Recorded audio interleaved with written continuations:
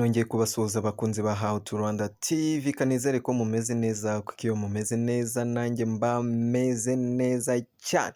Mumajije kubimenyera ko iyo nje hano mba nje kubaha update. So nari nabasezeranyije kuzabakorera part 2 yo kubikuza muri wa mushinga maze iminsi mbahaye witwa RTC Miner. So iyo video nje kuyibakorera. So twagiye. Aha muri kubona ndimereye ni muri wallet. Impamvu tugiye kubikuriza muri wallet, hari abantu bambwiye ati kubikuriza muri exchange hari abo byemera hari n'abo bitemera. Rero niyo mpamvu mbarikomandinga gukoresha wallet.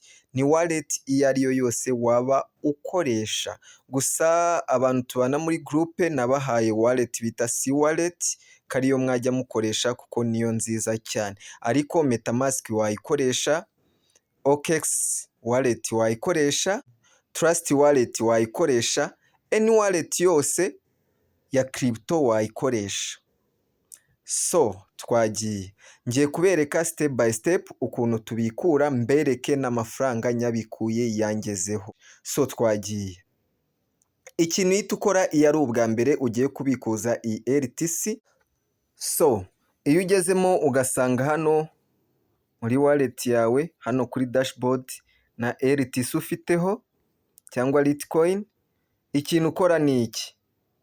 Ikintu ukora uhita uza hano kuri receive. Kora hano kuri receive. Iyo umajije gukoraho uhita ukora hano kuri search ukandikamo RTC. Bakuzanira RTC nyinshi. Iyo uba ushaka ni RTC iri kuri Litecoin. Ngira ngo urabibona. Iyi Litecoin aba ari network. Uhita uyikoraho. Iyo uyikozeho bahita baguha adresse yayo. Uhita uyikopiya. Urabona niyo ugiye kureba QR code yayo uba ubona ko irimo L, bakakubwira ngo iyi ngiyi isendingwaho Litecoin asset gusa.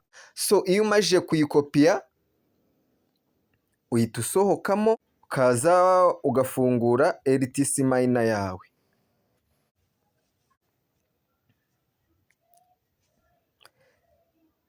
Iyo umajije kuza muri RTC Miner yawe, ikintu uhita ukora ni iki. Uhita ukora kuri withdraw. Hano urabanza ukareba kuri aka kantu k'icyatsi ko bakubwiye ngo withdraw is available now. Ukahita ukora kuri withdraw. Iyo ukozeho uhita ushyiraho max nkuko nabiberetse. Wamara gushyiraho max ugashyiraho address ukayipestingamo.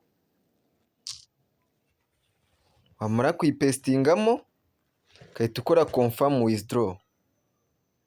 Bakahita baguha iyi message ngo request confirmed. So ugakora close. Icyo uba usigaje ni ugutegereza amafaranga akakugeraho muri wallet yawe. Ndaje mu kanya dukomeze. So guys, twakomeje tugiye kureba ko amafaranga koko yatugezeho. Tugende twinjire muri email yacu.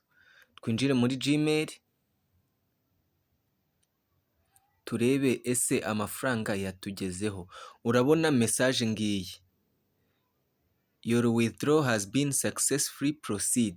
Urabona bari kutubwira hello, nibi byose amafaranga angana gutya cyangwa RTC zingana gutya zatugezeho, wallet twatanze ni iyi ngiyi.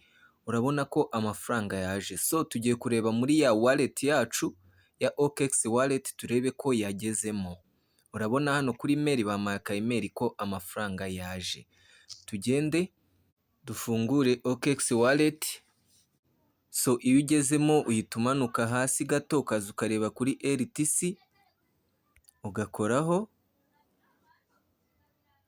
Urabona ko bya bice 0.009 bitugezeho. Nari mfite 0.0000108, ariko urabona hagati hagiyemo 9 ya mafaranga, bivuze ko atugezeho.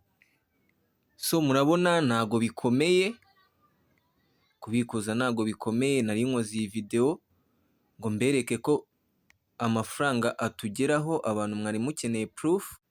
So ndabiberetse.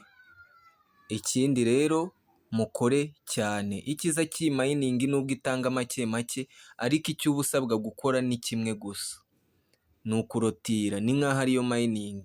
Naho ubundi mining isanzwe yo ubwayo irikora, apfa kuba wafunguye account amafaranga bayibara.